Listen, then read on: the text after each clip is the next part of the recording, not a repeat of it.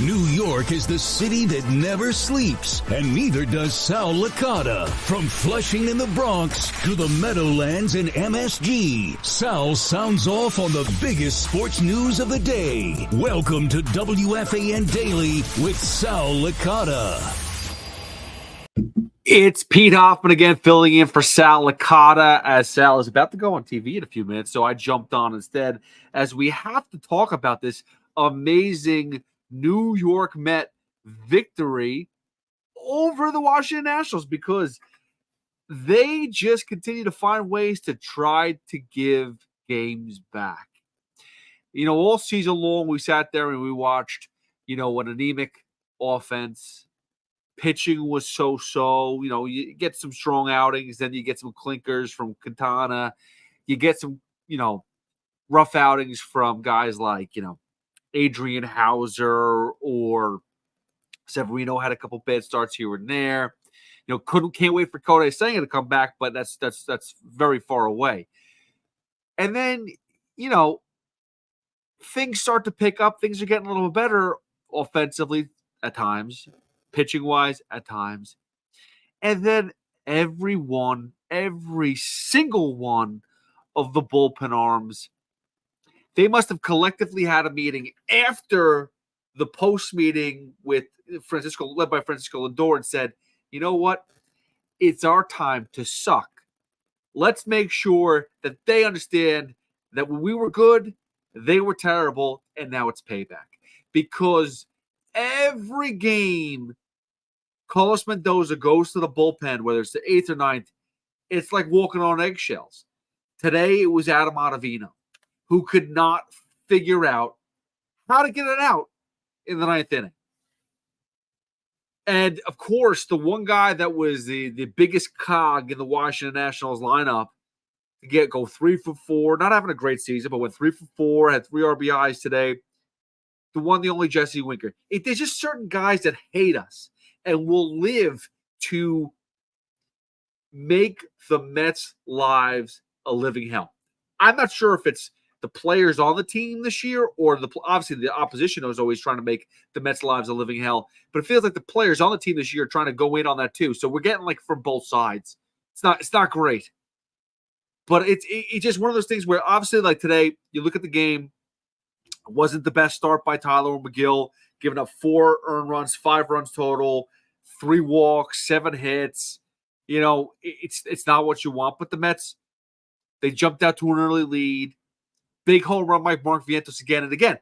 What the hell did we miss? What did the Mets brass miss that we were being fed Brett Beatty continuously, but Mark Vientos was always the man that was down in the minors? This is the Ronnie Mauricio thing again. I talked about this all last year, how Ronnie Mauricio his numbers started to dip a little bit in the minors last year, and everyone's like, oh, he's just maybe he's not as good as we thought. Or maybe he's getting bored of the minors, because last year they called up Alvarez, they called up Beatty, they called up Vientos. They made those calls, and Ronnie Mauricio was stuck down in AAA. Why? We have no idea. He finally got the call, and I'm not saying he was turned into the next, Ken Griffey Jr. or whatever, Acuna Jr., whatever. But he turned into a player. He turned into somebody that you could see the talent. He was exciting. Him and Lindor at second base and short was a nice little combo. You could see that there was talent there. You could see the ball just skyrocket off his bat. And that's what you want to see. You want to see those, especially when in a lost season, you want to see those type of players. Not saying that this season was supposed to be lost, but at some point in time when the offense is not clicking, the defense is not as great as you want it to be, and you got Mark Vientos killing it in the minors again for another season, at some point in time, you had to go to him sooner. I know you want to give Brett Beatty a chance, but it's felt like they waited a little too long. And Vientos is definitely proving with his bat. I'm not going to tell you that he's Cal Ripken or you name it at third base, Scott Rowland, David Wright with the glove. I'm not even trying to compare that at all. He's serviceable. But his bat is the one thing that's in this lineup right now that's consistent. I mean, every day he's hitting. Today, again, he went, what did he go? He went 2 for 3, another home run, 2 walks in and on it. I mean, the guy is just, he's a hit machine. He's looking good.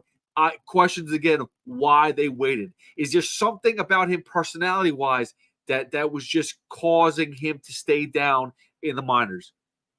Regardless, he has a big at bat, gets a whole other home run. The Mets are off to an early lead. At one point in time, they jump up to an 8-5 lead. But there's no lead safe. Obviously, like I said, McGill was okay. But Adrian Hauser actually did a good job for 2 1/3. He's been really good at the bullpen lately, so it's a good, solid thing.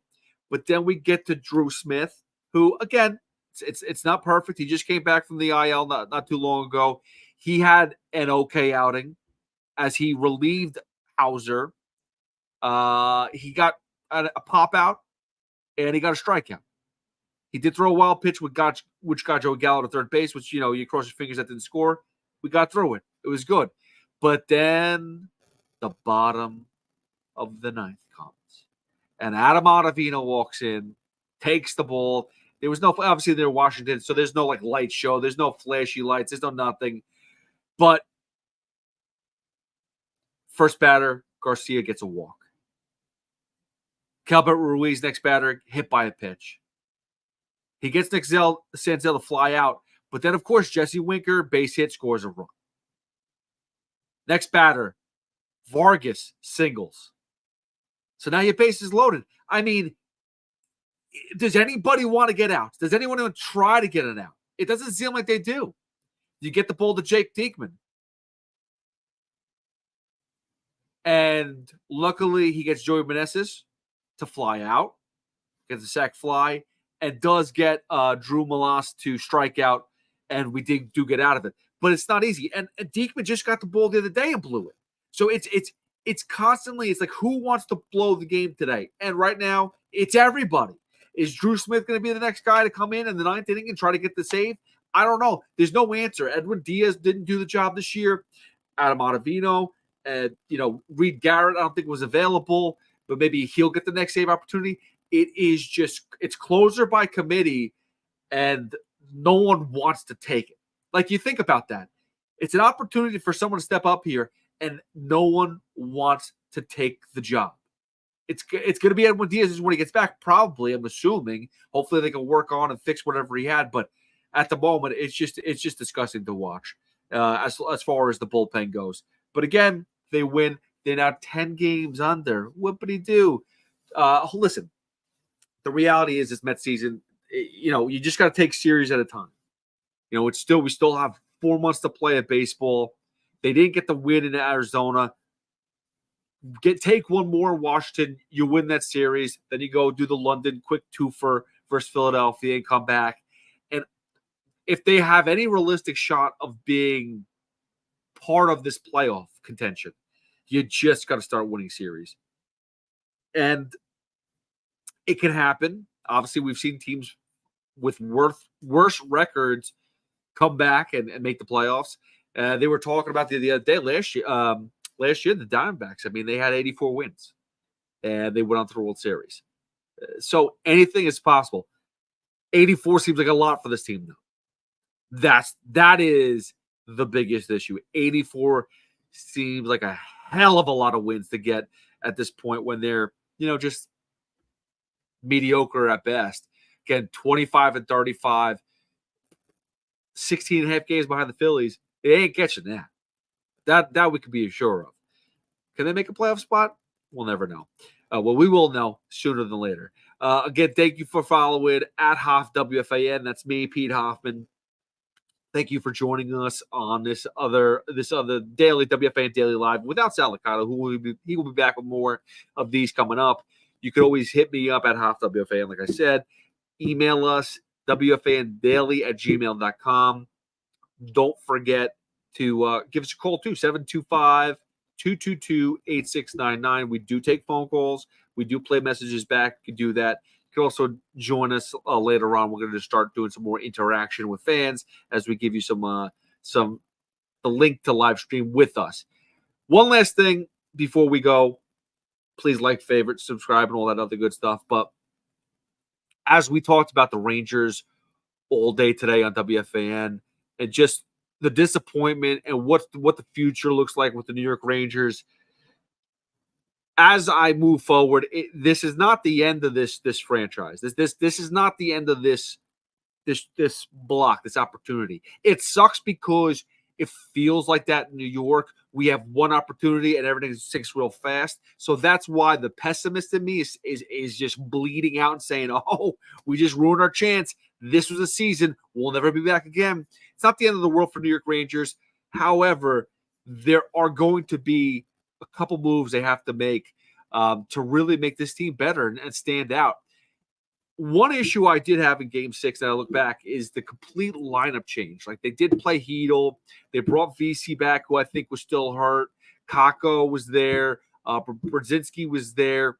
There was a lot of people, a lot of players that didn't see a lot of ice time earlier in the series or maybe the playoffs and came back or were hurt and maybe seemed like they came back early, which was maybe that was too desperate. Maybe that wasn't the move to make.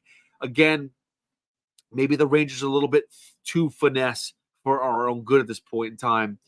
But the one thing I will say that the two biggest people that need to be moved off this team, and it's okay that they're moved off, and I like Jacob Trouba for what he's done for this squad, but unfortunately he was a liability all playoff long. Capo Kakko just is not who we wanted him to be. Lafreniere is really turning into something. I'm not saying he's the next Connor McDavid, but my God, I mean, some of those goals, some of those moves he put on to score goals looks very Connor McDavid-ish. Capo Kakko, not so much. So I would think that Kakko, that Trouba should be gone from this team. Now, as far as anybody else, is there anybody else that you feel like is, you can cut? They talk about Goodrow. Yeah, that's always a possibility. He showed up big, though, in the playoffs. I mean, that's one thing. We talk about playoffs here, okay? We talk about people that no-show. Let me tell you something that's very consistent. Julius Randle is a good regular season player. Panarin is a good regular season player.